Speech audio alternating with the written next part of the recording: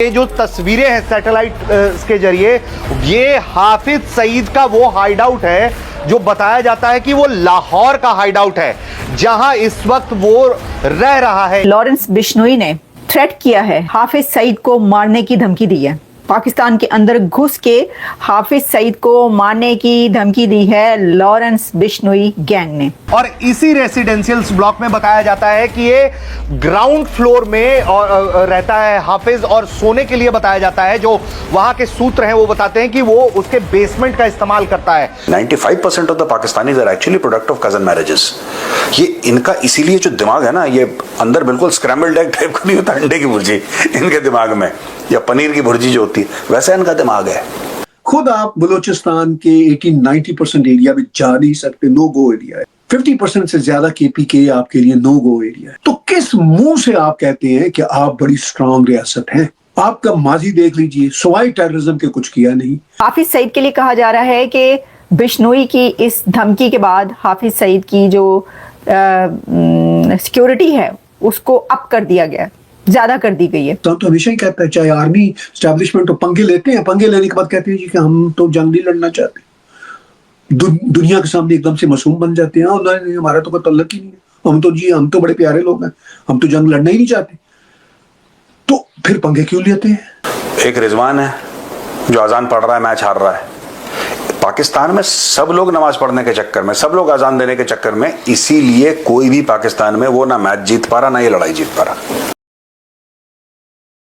दोस्तों, पहलगाम अटैक के बाद अब भारत फुल एक्शन मोड में आ चुका है, जहां कहा जा रहा है कि भारत इस बार इजराइल जिस तरह से हमास के खिलाफ एक्शन लेता था, उसी के तरह से अब अपने दुश्मनों को चुन चुन कर उसके घर में घुसकर मारेगा।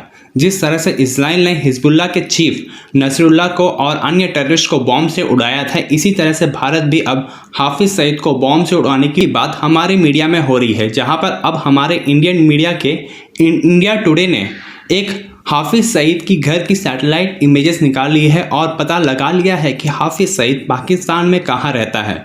और अब इसके साथ साथ भारत के ही जाने माने गैंगस्टर लॉरेंस बिश्नोई ने खुले तौर चेतावनी देते हुए कहा है कि अब हाफिज सईद को उनके गैंग भी मार सकता है, जिसके बाद अब हाफिज सईद की प्रोटेक्शन काफ़ी ज़्यादा बढ़ा दी गई है और ख़ुद पाकिस्तान के आर्मी और रेंजर्स हाफिज सईद की निगरानी कर रहे हैं। तो चलिए इसी पर आगे पाकिस्तानी मीडिया का रिएक्शन देखते हैं। लब्बैक वर्सेस बिश्नोई होगा, क्योंकि भारत ने जिहादी एलिमेंट्स का एक तोड़ ढूंढ लिया है। मैंने जब ये कहा स्टार्ट में कि लोहा लोहे को काटता है, तो मैंने इसलिए कहा कि लगता है कि ये एक मास्टर स्ट्रोक नजर आ रहा है कि जिहादी एलिमेंट्स जो कि पाकिस्तान में हैं और जो नारे लगाते हैं जिहाद के और मारने के और भारत में घुसकर मारने के, उसके जवाब में अब इंडिया का एक बड़ा मशहूर गैंग है। आपको पता है, अब लॉरेंस बिश्नोई का इसलिए सबको ज्यादा पता है कि जो सलमान खान के ऊपर जो हमला हुआ और बहुत कुछ उसके अंदर चलता रहा, उस कई एक ऐसे केसेस हैं जिसमें उसका नाम लिया जाता है। तो लॉरेंस बिश्नोई एक बहुत ही खतरनाक बंदा कहा जाता है, बहुत ही खतरनाक गैंग का नाम है ये। उसके बंदे जगह जगह कहते हैं पूरी दुनिया में मौजूद है, और जिसको भी मारना वो शू करते हैं और वो मारा जाता है। लॉरेंस बिश्नोई की एक पोस्ट जो है वो शेयर की गई है उसकी तरफ से, और वो धमकी है पाकिस्तान के लिए। अच्छा, ये जो आप थंबनेल पर देख रहे हैं सोनम महाजन की तस्वीर, वो इसलिए कि मैंने सबसे पहले ये खबर जहां पर पढ़ी वो सोनम महाजन की उस पर पढ़ी। सोनम महाजन का जो सोशल मीडिया यानी कि एक्स अकाउंट है उसके ऊपर मैंने पढ़ी, तो मैंने कहा कि मैंने इसलिए उनकी लगाई कि भाई वहीं से पढ़ी है मैंने पहले, मुझे पता वहां से चला कि अच्छा जी ए हो रहा जे, ए हो गया जे। उसमें उन्होंने लिखा है ओ गॉड। आगे वो लिखती हैं कि जो लॉरेंस बिश्नोई है गैंग, उसने थ्रेटन किया है पाकिस्तान को ओवर दी ये जो पहलगाम टेररिस्ट अटैक है इसके ऊपर। और फिर जो जब मैंने ढूंढा, इसको रिसर्च किया कि अच्छा जी ये सिलसिला है, कहाँ पर, कैसे, किस तरह, तो मुझे ये पता चला कि ऐसा ही हुआ है। और अब मैं आपको ये जरा ये सारी डिटेल में बताती हूँ कि उन्होंने क्या लिखा है। जो लॉरेंस बिश्नोई है उसकी तरफ से क्या लिखा गया है, उन्होंने लिखा है जनाब कि ये जो है ना हम पाकिस्तान के अंदर घुस के 1 लाख जितना जो एक बंदा है, यानी एक बंदा जो 1 लाख के बराबर है, उसको घुस के मारेंगे। ये लॉरेंस बिश्नोई ने थ्रेट किया है। और वो उनका कहना यह है कि यानी कि इस गैंग का या बिश्नोई की तरफ से जिसने भी ये स्टेटमेंट जारी किया या उसने खुद भी, यानी जो भी उनका स्पोक्स पर्सन है, उन्होंने कहा है कि जो पहलगाम में किया गया है वो नाजायज मासूम लोगों को जो मारा गया है, तो हम जायज लोगों को मारेंगे। हम पाकिस्तान के अंदर घुस के जायज लोगों को मारेंगे। तुम लोगों ने भारत के अंदर घुस के कश्मीर में जो बेचारे मासूम लोगों को मारा।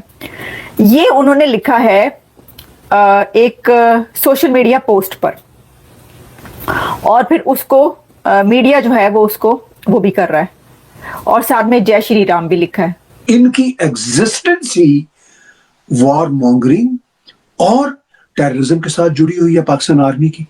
तो पाकिस्तानियों का मुफाद और साउथ एशिया का मुफाद इसी में है कि पाकिस्तान आर्मी बैरकों में वापस जाए, पाकिस्तान की आइडियोलॉजिकल जो बाउंड्रीज हैं उनकी बकबक करना बंद करे, पाकिस्तान के हर मसले पे इंटरफेयर करना बंद करे। पॉलिटिशियंस अच्छे बुरे बेवकूफ जैसे भी हैं, उनको ग्राउंड रियलिटीज का फिर पता होता है कि कितने उनके घर में दाने हैं, क्या वो दाने उनको जंग करने के लिए एक तरह से आमादा कर सकते हैं या नहीं कर सकते। खैर, पाकिस्तान तो हमेशा ही कहता है, चाहे आर्मी एस्टैब्लिशमेंट तो पंगे लेते हैं, पंगे लेने के बाद कहते हैं जी कि हम तो जंग नहीं लड़ना चाहते, दुनिया के सामने एकदम से मासूम बन जाते हैं, और हमारा तो कोई तल्लक ही नहीं है, हम तो बड़े प्यारे लोग हैं, हम तो जंग लड़ना ही नहीं चाहते। तो फिर पंगे क्यों लेते हैं? अगर पंगे लेते हैं तो फिर उनको फेस ऑन करें, वो आपको हेड ऑन मिलेंगे। तो अब सिचुएशन जो दिख रही है, प्राइम मिनिस्टर नरेंद्र मोदी ने जिस तरह भारतीय आर्म फोर्सेस को खुली छूट देने की बात की है, और पाकिस्तान के अंदर जिस तरह का हिस्टेरिया चल रहा है, उस वॉर हिस्टेरिया के बाद हम जर्नलिस्ट दुनिया में जहां कहीं भी हम रहते हो, जैसा कि मैं कनाडा में रहता हूं, दुनिया में और भी जगहों पे पाकिस्तानी या इंडियन बैकग्राउंड के जर्नलिस्ट बैठे हुए हैं, या इवन इंटरनेशनल कम्युनिटीज के जो जर्नलिस्ट हैं, वो सारे मामले को देख रहे हैं। वो अब हम सब ये देख रहे हैं कि पाकिस्तान पंगे लेते लेते लेते और झूठ बोलते बोलते इस मुकाम पे आन पहुंचा है कि अब पाकिस्तान को वो फेस करना पड़ रहा है, वो सब कुछ निगलना पड़ रहा है जो कुछ पाकिस्तान ने बोया था, जो कुछ बोला था। और इस सारी सिचुएशन में मैं नहीं समझता कि अब पाकिस्तान के लिए कोई मोहलत का मुकाम रह गया है, और पाकिस्तान आर्मी का क्रश होना दुनिया के पीस के लिए भी और पाकिस्तानियों के पीस के लिए भी बहुत जरूरी है।